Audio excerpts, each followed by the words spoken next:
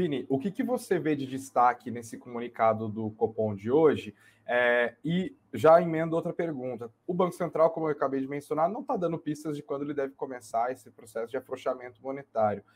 Olhando para a renda fixa, a pergunta que nunca pode faltar: quais são os melhores ativos neste cenário de possível manutenção do Selic por mais algumas reuniões? Ou se for baixar, vai baixar só um pouquinho, né? Porque o foco está lá para 12,75 no fim do ano, uma redução de 1 ponto percentual. Boa. É uma questão que realmente é a pergunta de $1 milhão, mas o cenário já vem se desenhando há algum tempo, né? Então, desde a última reunião do Copom, que foi no primeiro dia de fevereiro, né? Se eu não me engano, dia 1 ou dia 2 até, a gente já sabia, né? Não tinha a questão dos combustíveis ainda, eles ainda eram um risco, né? Estava dentro do balanço de riscos lá do Banco Central e falava muito sobre fiscal.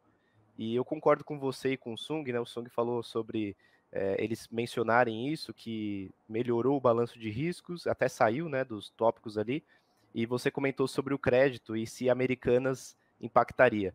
Acho que só antes de comentar um pouco sobre as classes da renda fixa, essa questão da Americanas foi bem importante para o mercado de crédito privado aqui, né, no Brasil, porque não só Americanas, que não foi uma questão, a gente não pode afirmar, né, se foi fraude ou não, porque ainda não, acho que não apuraram ainda isso, mas independente do que aconteceu ali, várias empresas logo em seguida pediram recuperação judicial, tiveram dificuldades de alavancagem, né, não pagaram suas dívidas, Marisa, Tokstok, Oi, CVC, várias empresas aqui a gente pode citar, e isso impactou diretamente o mercado de renda fixa. Se a gente pegar o mês de fevereiro e janeiro, foram os menores meses, o menor volume desde maio de 2020 de emissões. Então, 2022 a gente bateu um recorde nas emissões de crédito privado aqui no Brasil. Então, muitas empresas captando mesmo com juro alto. Só que 2023 já começou numa tendência ao contrário, acho que muito por conta também dessa questão da Americanas. Então, o volume de emissões está bem baixo.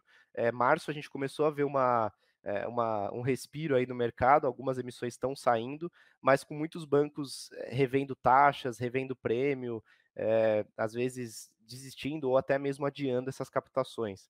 Então, acho que isso também motivou a performance dos títulos até agora de crédito, né? O mercado está um pouco mais inseguro.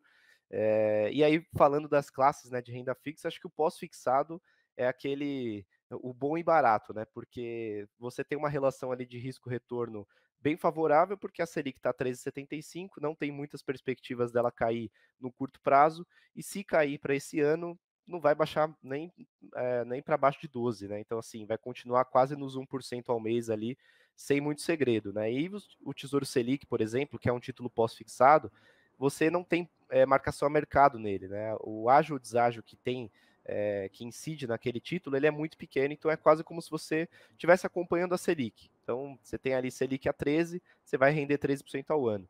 Né, já para os outros dois, né, para as outras duas classes, aí eu acho que começa a ficar um pouco mais complexo e tem que tomar um pouco mais de cuidado, né? Porque se você pega um IPCA+, por exemplo, de longuíssimo prazo, né, títulos que têm 20 anos de duração, né, 30 anos, apesar dele te proteger da inflação, se você leva ele até o vencimento, ele vai oscilar.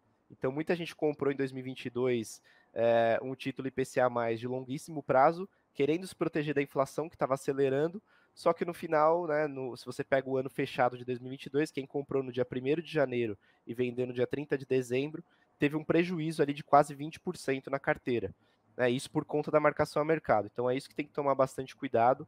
Ainda assim, se você tem disposição e você pretende manter o título até o vencimento, eu acho que são taxas boas para se comprar hoje de IPCA+.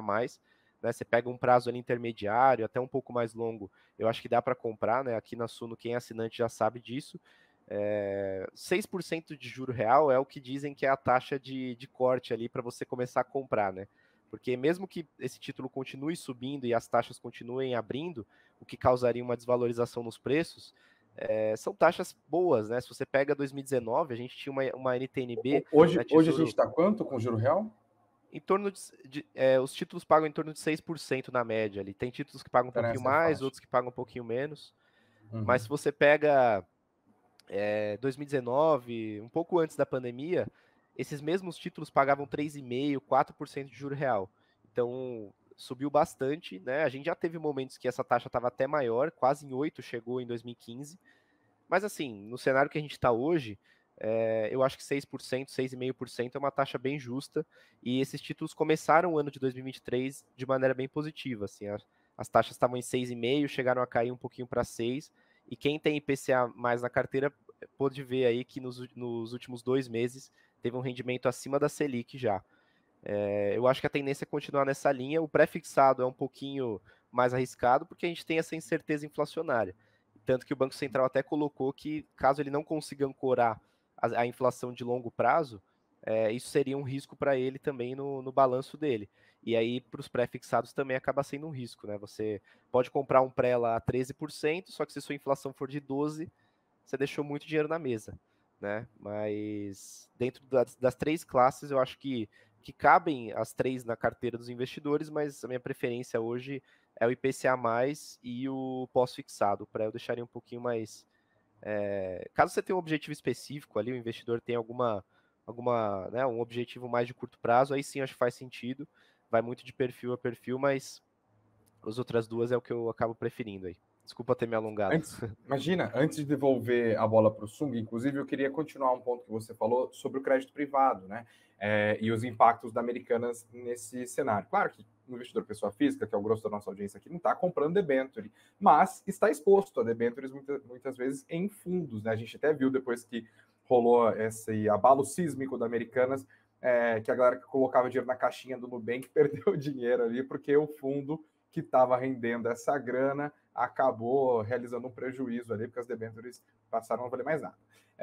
E aí eu uso isso para falar, renda fixa privada, neste nível de juros e nesse cenário de restrição de crédito, é melhor fugir do risco ou vira mais bom negócio ainda? Porque, ok, as empresas estão tendo que pagar uma quantia enorme de juros para conseguir se financiar, mas também está caro demais esse crédito, né? Isso pode aumentar a inadimplência dessas empresas. Qual que é a dica que você dá para o investidor que está olhando em maneiras de se expor a crédito privado?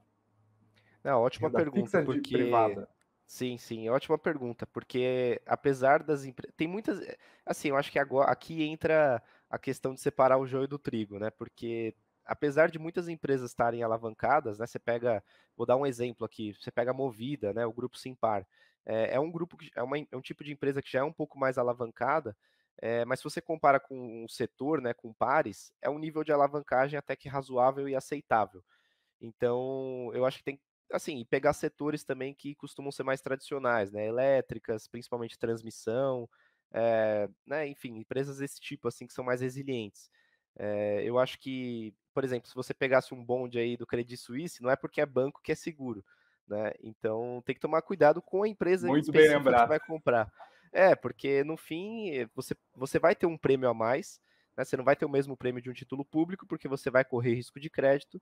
Só que, apesar de na renda fixa você ter a taxa garantida até o vencimento, aquela empresa precisa sobreviver até o vencimento. Então, eu acho que aqui é separar o joio do trigo mesmo, fazer uma análise fundamentalista, né, pegar os indicadores da empresa, ver como é que está, né, fazer uma leve projeção ali de fluxo de caixa, ver se ela consegue arcar com os pagamentos que estão por vir ali nos próximos anos. Você pega a Movida, né, uma empresa que tem uma alavancagem razoável, tem algumas amortizações a se fazer nos próximos anos, só que é uma empresa que, né, historicamente, né, até aqui, ela conseguiu se financiar, ela tem um bom acesso ao mercado de capitais, direto você vê a emissão da Movida, emissão da Vamos, né, no formato de CRA. Então, eu acho que é mais nessa linha de escolher bem a empresa, e é um pouco do que a gente faz aqui também, né? Acho que não só eu, mas o time de ações também faz esse tipo de análise, a gente se junta para poder, né, não trazer esse risco de crédito, que é o risco que mais dói, né? Porque na renda fixa você acha que você está 100% seguro, aí você compra um título, a empresa não te paga, seu papel vale zero e às vezes é até pior que você investir em ações, né?